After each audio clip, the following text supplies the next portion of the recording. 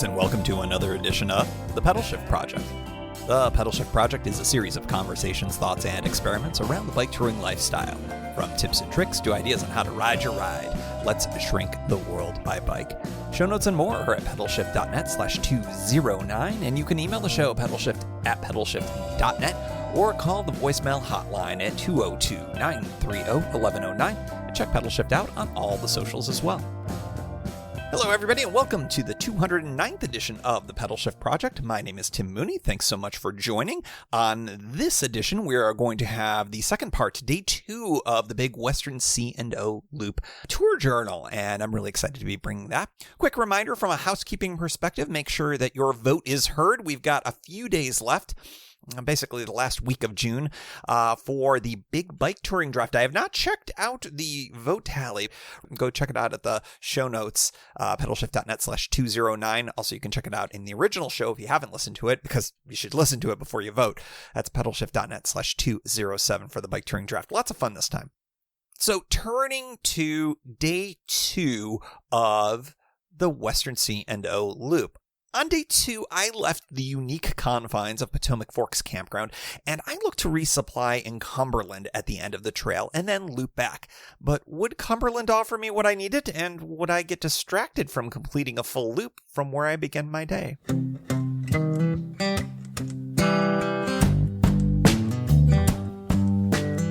Good morning from Potomac Forks Hiker Biker Campsite, day 2. It is a little bit before 8 o'clock. I slept reasonably well. I slept right through my family happy hour, so that didn't happen. Was dimly aware of things at 10 o'clock and thought, oh, a couple more hours. Okay, great. And then next thing I knew, it was 4:30. So that I'll have to throw a mea culpa that way. Yeah, I was pretty beat, and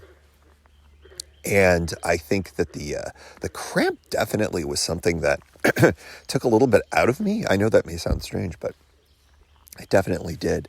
I was a little achy as well, so I feasted on some ibuprofen, and otherwise it was all right. I think I slept pretty well considering. Was aware when the sun came up at a few hours later, and just decided to go back to sleep, mainly because, man, it was chilly last night. It was interesting because, early it was a little too warm for me, but not warm enough to pull out my fan, although wait for that one. And then later in the evening, it was cool enough that I was like, oh, I should have brought my hat. And I ended up using the hood on the summer bag that I've got. I did briefly consider bringing the secondary liner, the fleece liner for this trip. And I was like, nah, it's just going to get down into the 50s. It'll be fine. Well, it definitely got down into the 50s, but I think it was cooler. And I think tonight's supposed to be even more chilly. So I think I will be coming up with some alternatives to buttress up my warmth. Certainly will be wearing a hat, or one of the taking one of the neck gaiters and using it as a hat, or buying a hat in town or something like that. So we'll figure that all out. I also have a ton of bandanas, so I could fashion a camp hat or something really weird like that if I don't feel like buying yet another warm hat, which I will not be touching again probably until, I don't know, October. Who knows? It's a very strange bit of temperature fluctuation, considering I was pretty warm yesterday, getting into the 80s and then dropping into the 50s. That's pretty unusual, it feels like, for around here, especially this time of year. It was a chilly night. But it was fine. I no complaints. But I'll just have to be a little bit more prepared going into it tonight. Because tomorrow it's going to be even chillier when I wake up. And it also makes me think that I'll probably want to get a few more miles in me today. So I may go into town, come back, and this would be the shortest day that I would take, which would be to essentially camp here at Potomac Forks one more night. You may be able to hear a few of the frogs. Just pausing so maybe you can hear them. Of course, now they're being quiet. It was a fraction as loud as it was in other times that I've stayed here. And I think I have to chalk it up to, one, it's probably a lot earlier in the season than I've been out here before. I'd have to go back and think about that, check to see if this is the earliest I've been out here. And the second thing that I'd mentioned, actually, that's probably not the case. But the second thing is, it was just cooler night, so I'm sure they're just much less active when the temperatures fall below a certain temperature. So it actually was pretty good. I did use my earplugs. If I weren't recording this, I would take a picture. I probably should. 3 guys out with some pretty impressive rigs, bike fishing. They definitely were out here for sunrise or something like that. There's a big... the canal has essentially a large watered area that's really more of a reservoir style. That's not unlike the reservoir near the DC side of things, but definitely a lot of folks will take advantage of that for fishing.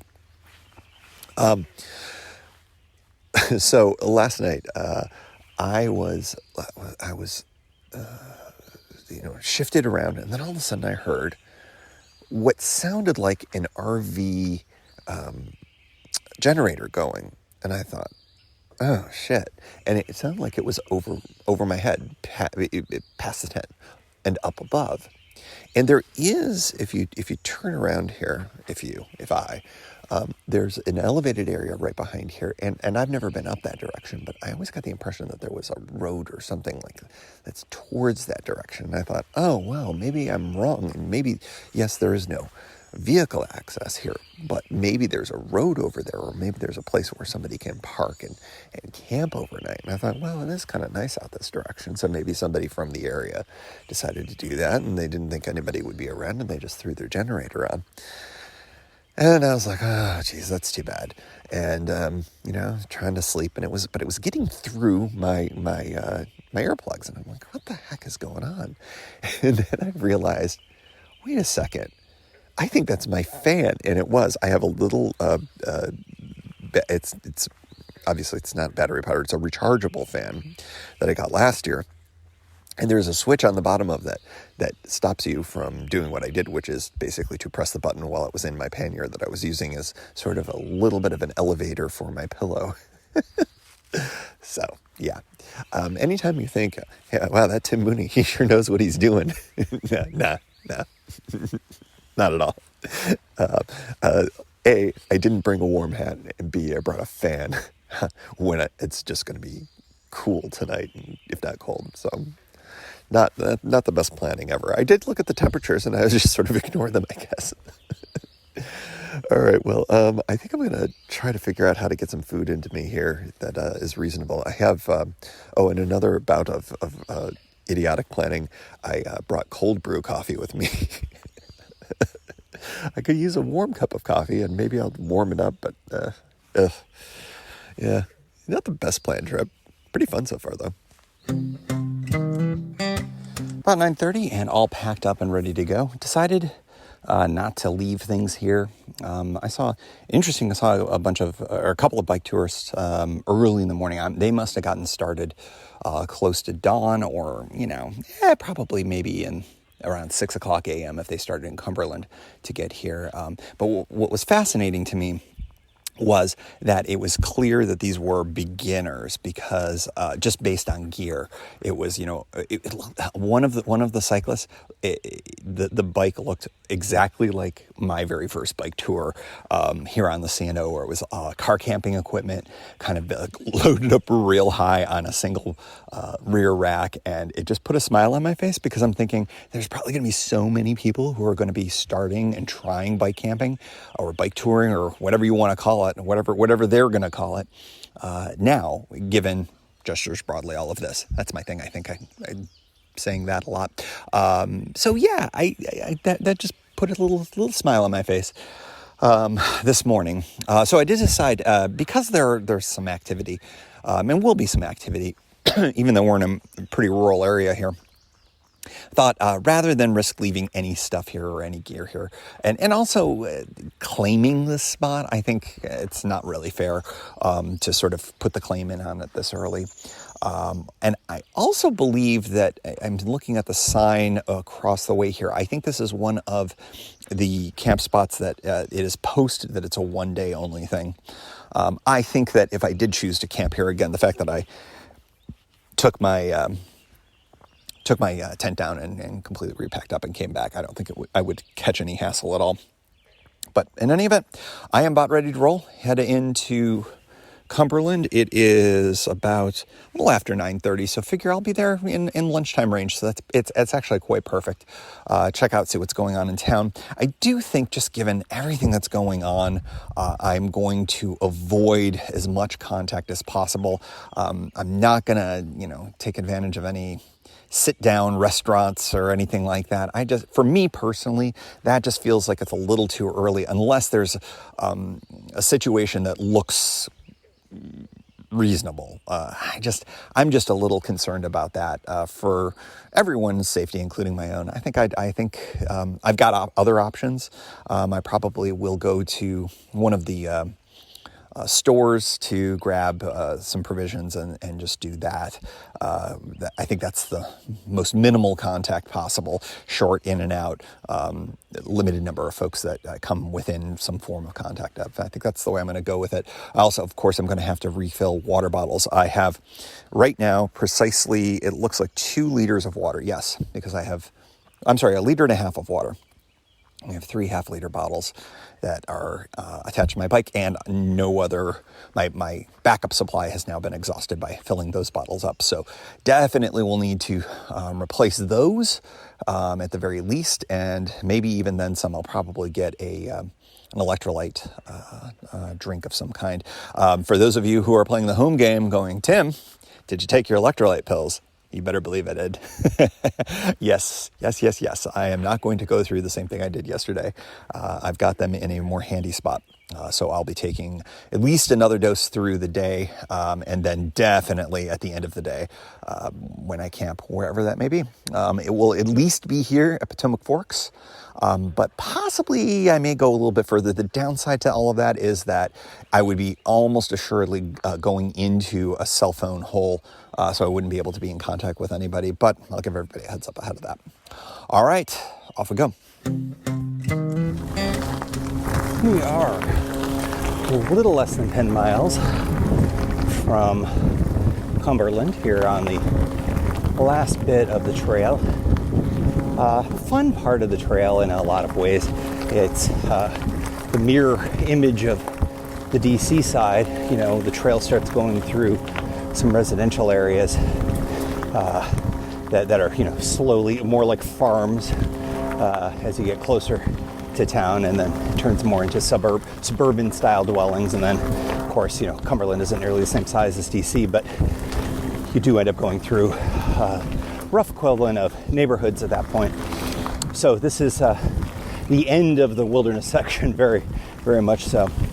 Once you come past Old Town, which is not very far from Potomac Forks, the wildlife sightings have improved. Nothing truly unique or spectacular, but I've seen I've seen a turtle. I would have stopped to have taken pictures, but there were some other folks there, and I am avoiding more than just literally passing interactions with folks, so they got to see the turtle. Rabbits, a woodchuck, bluebirds, cardinals, just some really nice stuff. A lot of folks are out fishing today, back towards Old Town, so that was kind of fun to see. I'm not a fisherman myself, an angler, to use my preferred word, I suppose. Fisherman just seems weird. I don't know why. Angler. I like angler. It sounds cooler. I have the Mooney luck with catching fish, which is to say I don't catch them very often. And so I've largely retired from it. And since I don't really consume fish much anymore, if at all, fishing doesn't, I mean, there's sports fishing, I suppose. A little catch and release action. I suppose I could do that. But I go back to the initial comment, I'm terrible at fishing. So I appreciate it. And it was nice seeing folks out there enjoying themselves here on this beautiful late spring day. It looks like the high today is going to be closer to the mid 70s. We're in the 60s right now. And I think there's a few more clouds than yesterday, which I kind of prefer. This is one of my favorite spots on the close end. So right up next to a farm here. I'm going to even just stop here. There's a bench. And I always like this as kind of a little bit of a contemplative spot before coming into town. It's also a good spot to get some water since I haven't had any since I left camp. It's interesting, this part vaguely reminds me of the Van Fleet Trail in Florida, Central Florida, which I've been on a couple of times in my cross Florida rides. And not because there's the canal here, which of course the Van Fleet Trail doesn't have. It's not paved, Van Fleet Trail is, but it's just its proximity next to a beautiful farm right here that reminds me of that. After a little bit of adjustment, I think it's funny how I always forget that after a hot day of a ride, usually it takes a little while to kind of get my the saddle connecting portion of my posterior to feel comfortable in the saddle again, but usually only takes a few miles, and I think I got to that point. Continue to struggle a little bit with the popping of the chain on the cassette, and I'm toying with a few possibilities. One, like I had mentioned, possibly going into the shop here in Cumberland and seeing if they can diagnose it. It would be unlikely that they'd be able to do much unless they happen to have the particular cassette on in stock and whatever. And then, of course, I'd be in Cumberland for at least a few extra hours. I just don't know if I want to do that. It's certainly a rideable bike, but it is unfortunate. I think there's the other opportunity, which is basically tomorrow just ride it into Cumberland and drop it off at the same shop and say, hey, you did an awesome job on this. Shift's great. Can you take a look at the cassette and the chain and tell me if I may need to replace all of that? The flip side of all of that is I have been considering, and I think I've mentioned this on the pod before, of changing up the shifting opportunities with this bike. I've had the twist shifts for quite a while. They're really worn down. I like them to a certain extent, but I also know that there's other opportunities as well, trigger shifts and things like that that might be better fits for me at this point. I don't know. There's also the possibility of, if it's time to change the drivetrain out, of dropping from a triple to a double and changing the whole configuration altogether. I think that's all in the realm of possible. The interesting thing is that right now bike shop time is really hard. Normally in the spring and summer, it's of course more folks are bringing bikes in, but of course if you've been doing any reading on bicycling throughout all of this, bikes have become immensely popular, and bike shops are getting, especially service part sections of these shops are getting just absolutely deluged, which is a good problem for them to have, I would suppose. But for those of us who have bikes that we would like to get serviced or changed or whatever, that's not a quick fix. So there is all of these in the realm of possible for me. We'll be back in DC next weekend, so I could conceivably bring this bike, drop it off at that shop, and let them go at it for a couple of weeks, because I would have the Brompton during that time. So what I would love is, I'd love to be able to sit down with somebody for a little while and talk about all the different possibilities to swap things out. Maybe I should give Aaron Flores a call, because he's the guy who has a lot of imagination on all of this.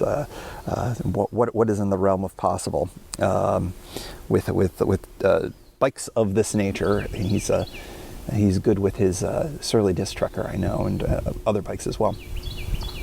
Well, in any event, I am watered up a little bit. I've enjoyed my little moment talking with you all here.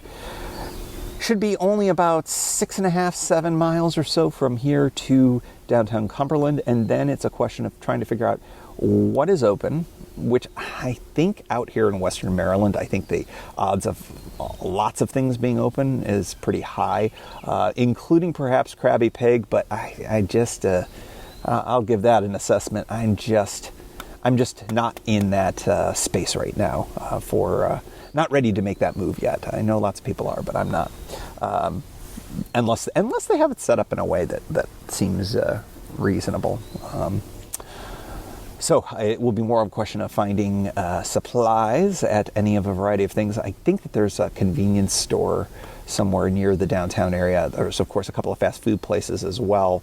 There is, I believe, a CVS in the more core downtown area, so I'll check that all out. All right, next stop, Cumberland, Maryland, and the end of the C&O Trail. All right, it is about 2 o'clock, and in and out of town in a couple of hours. Did grab quick lunch. Restaurants were open.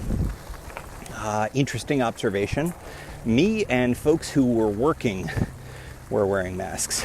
Very, very, very, very, very few folks were not, or were all maskless, walking about and interacting and whatnot, which is not my choice, and I'll just leave it at that. So the resupply was really good.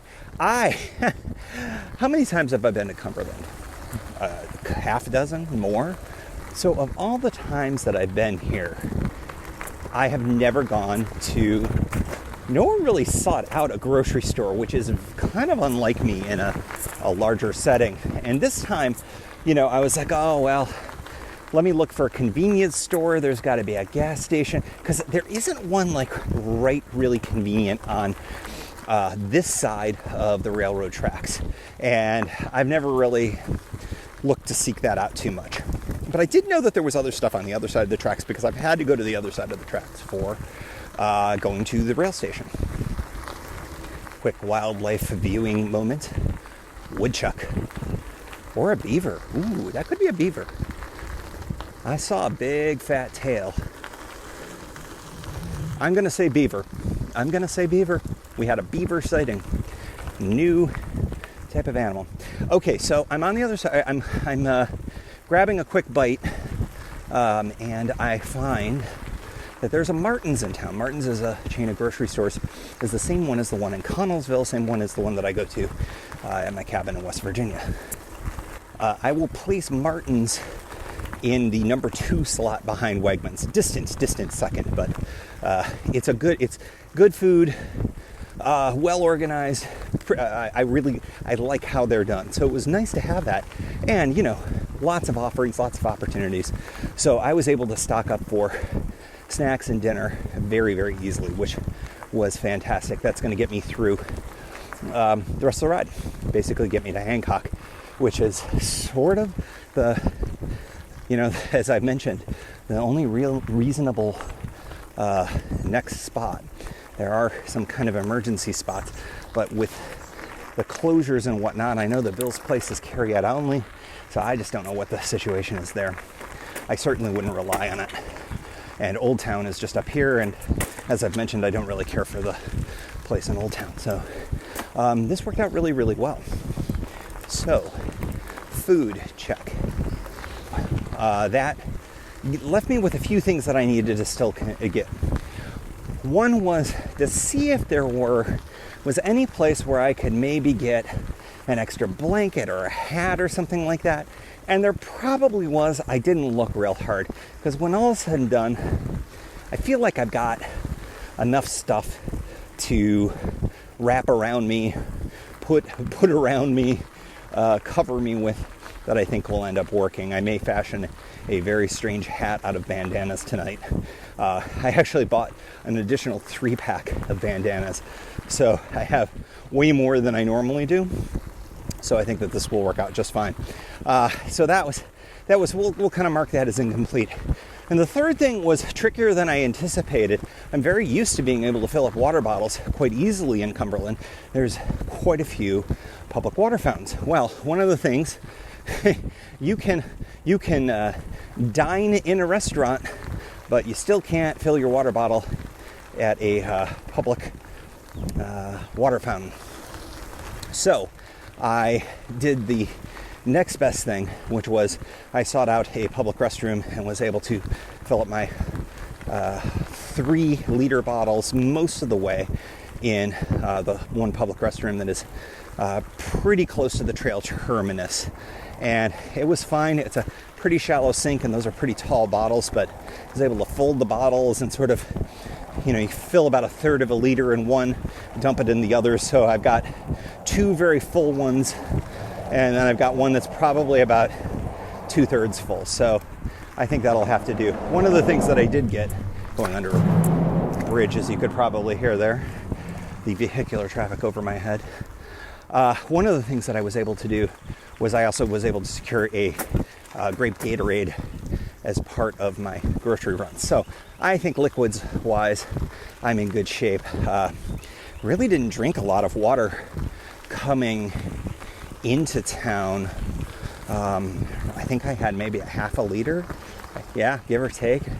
So it's much cooler and the sun is not beating down today. So I just think it's a lot easier. That said, I do need to make sure that I am doing a better job of hydrating today, because yesterday I found that I drank a lot at the end of the day, which is not abnormal, but it also just is a sign that's like, okay, you're pretty parched and, you're carrying all this water. Why don't you effing drink it, dude, while you ride?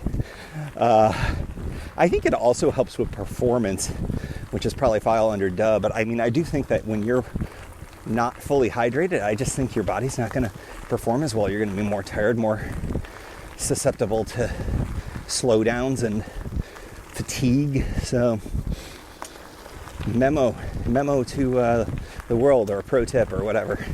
At least for me, I should drink more water, which is probably what I should do in a few minutes here. So hydration, food, warmth. Those were the 3 goals. I think that I just have sort of gone shrug with warmth, and I'll figure something out with that for tonight when I get to camp, wherever that may be. Now, the interesting thing, as I have mentioned, I've got a ton of different options. The world is my oyster, but one of the things that I think I'm going to do tomorrow is I think I'm going to end things in Hancock and leave the bike at the shop there. See if we can find a solution to this cassette situation. I'll be around for another week, so it'd be like you can either have it for a week or you can have it for 3 weeks. It's sort of going to be my situation here, and that's potentially changes my aggressiveness with getting back or doing extra miles today. I may end up at Potomac Forks. I may go to the one further than that.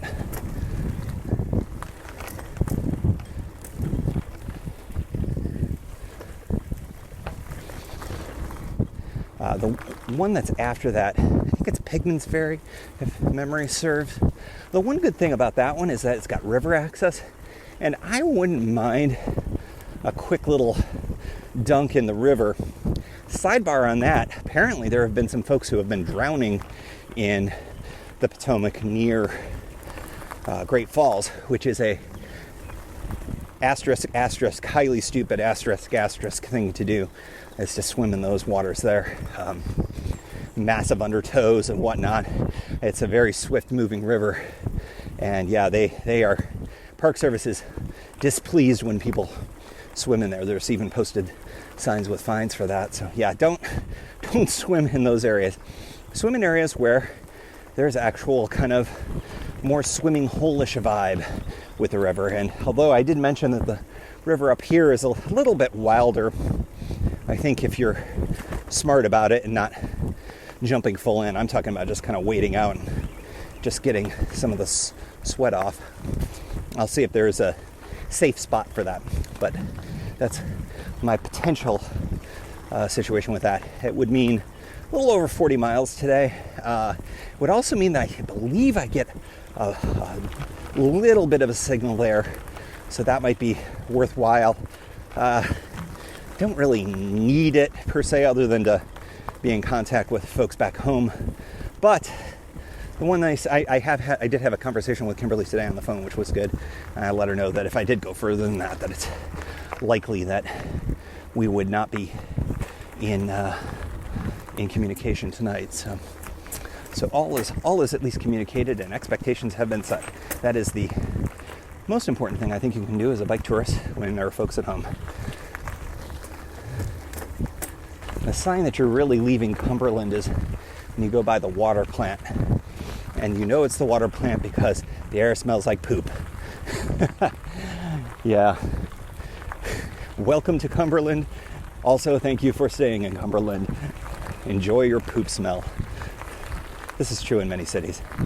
This is not necessarily just a Cumberland thing. But I do have to say, it's nice to have been back. Cute town. I think it's a fun way to begin or end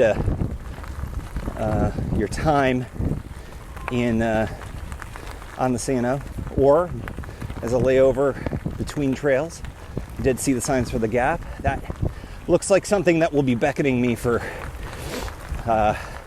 later on, I think in the summer, as the campgrounds there get a little bit more up and running. But I will say, I think with the Gap, I may be more inclined to do some wild camping as a possibility.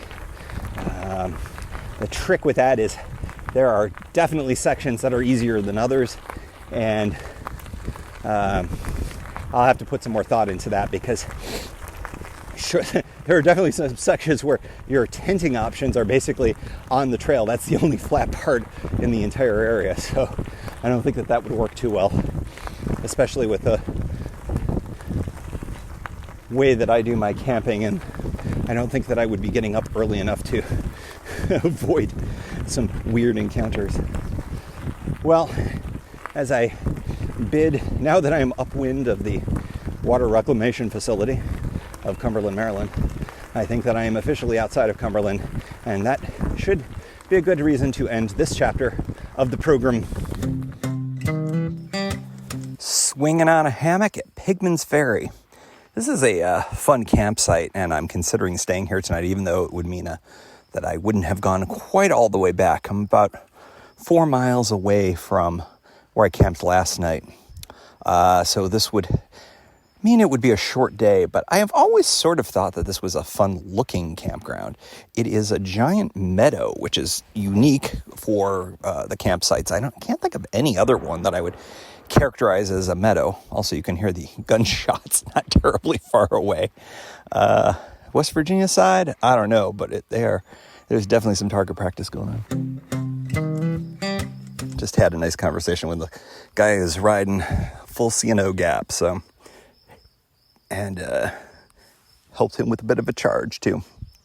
I did decide I think I'm going to stay here. It's very picturesque here, and you settle a little bit too, and it's just like, all right, I think I'm just gonna make it all happen here. It is entirely possible that this might be a warmer spot than the other campground. I do get one bar, which is fine. Nothing too crazy, so I can at least text people good night, which is good. And it'll only be an extra 4 miles tomorrow, which I don't think will be a big deal. I have a funny feeling that it'll be interesting. Either the cold will get me to get up early and to get my butt moving early, or it will cause me to be extremely late, both of which actually work out for me because of the timing of when I can get picked up in Hancock. Either way works fine. Let's see. The ride's been fine. I'm feeling pretty good about it.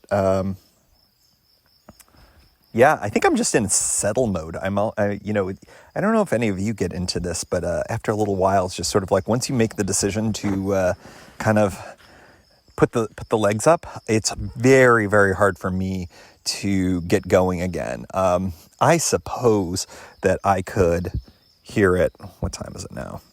Yeah, I mean, it's 4:30 right now. I mean, I could conceivably, wait until 6 o'clock and then be like, all right, I'm going to bang out 20 miles and then do a campsite. I'm sure I could do that. Physically, it's just mentally, I super check out once I put the feet up. But it is interesting. One of these days, maybe I'll experiment with something like that, because I do think that there's a strong sense of being able to have that good physical break and a real, truly extended break that would work out, especially with the hammock. There's so much to be said about reclining and getting the feet up after a bunch of miles. It'd be interesting to see if that would be a method for me to be able to hit a century in a tour. That is the mileage mark that I've never made, largely because it's not a goal that I think that if I ever had to hit 100 miles in a given day, it would be more out of desperation than anything like that, or emergency or some need, because it just doesn't appeal to me. I know that when I've talked to MJ about his rides way up north, when you're getting 20-hour sunlight days plus, that often you'll just keep riding because it's like, oh, there's that much sun and your body is just sort of attuned to that and you just keep going. So I don't know, maybe that would be a type of situation. But in any event, I am very content with my not quite 40-mile day today, and do the 40 plus miles tomorrow and call it a tour. Pretty great long weekend. And I think that just given what's going on right now, it feels like that at least for the next couple of months, this looks like it's going to be available. And the Gap sounds like that it's pretty open now. So, there's some opportunities that are potentially out there. Now, will that all be there in a month or two? I don't know. I think that if anybody is making plans beyond a few weeks in advance right now, they are more optimistic about things than I am about anything. So I'm just going to kind of take it as it goes. And I know for the next few weeks, it'll be a little back and forth with DC and all that, and working away. And then, so, I might be looking more into the July, August timeframe for a new opportunity to go out touring again. But in the meantime, this has been exactly what the doctor ordered. So I really enjoy that. Wish you were all here lounging in a hammock, looking up into the trees with the sun filtering through it, just like I am right now. Not too bad at all.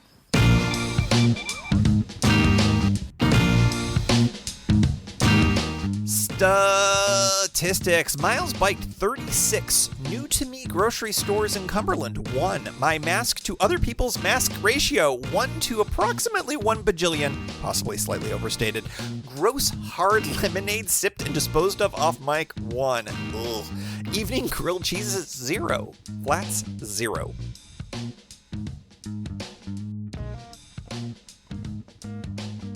And as always, we like to close out the show with a special shout out to the Pedalshift Society. Because of support from listeners like you, Pedalshift is a weekly bicycle touring podcast with a global community, expanding into live shows and covering new tours like the Kessel Run. If you like what you hear, you can support the show for $5, $2, or even $1 a month. And there's one shot and annual options. If you're not into the small monthly thing, check it all out at pedalshift.net/society. On to the society. Kimberly Wilson, Caleb Jenkinson, Cameron Lean, Andrew McGregor, Michael Hart, Keith Nagel, Brock Didis, Thomas Skadow, Marco Lowe, Terrence Manson, Harry Telgadis, Chris Barron, Mark Van Ram, Brad Hipwell, Stuart Buchan, Mr. T, Nathan Poulton, Stephen Dickerson, Vince LaGreco, Cody Florchinger, Tom Beninati, Greg Braithwaite, Sandy Pizzio, Jeff Muster, Seth Pollock, Joseph Quinn, Byron Patterson, Joachim Robber, Ray Jackson, Jeff Fry, Kenny Mikey, Lisa Hart, John Denkler, Steve Henkel, Miguel Quinones, Alejandro Aviles Reyes, Keith Spangler, Greg Towner, Dan Gebhardt, Jody Zeranin, Lucas Barwick, Michael Baker, Brian Bechtal, Reinhard Biggle, Greg Middlemas, Connie Moore, William Goffman, Brian Benton, Joan Churchill, Mike Bender, Rick Weinberg, Billy Crafton, Gary Matushak, Greg Latois Lopez, James Sloan, Jonathan Dillard, Don Funk, Tom Bilch, Ronald Piroli, Dave Roll, Brian Hafner, Misha LeBlanc, Ari Messenger, David Grotke, Wally Estrella, Sue Reinert, John Letko, Stephen Granada, Philip Mueller, Robert Lackey, Dominic Carroll, Jackie McCulloch, John Hickman, Jack Smith, Carl Presso, David Neves, Patty Louise, Terry Fitzgerald, Peter Steinmetz, and Timothy Fitzpatrick. And thanks also to all past and anonymous members for helping make this show happen. Thank you for joining. You can find Pedalshift at pedalshift.net for more great bicycle touring content. You can hear the Pedalshift project through Apple Podcasts or your favorite podcast app. Opening music courtesy of Jason Kent off his self-titled album. The track is called America. Check out his band Sunfield's latest release, Mono Mono, wherever cool music is available.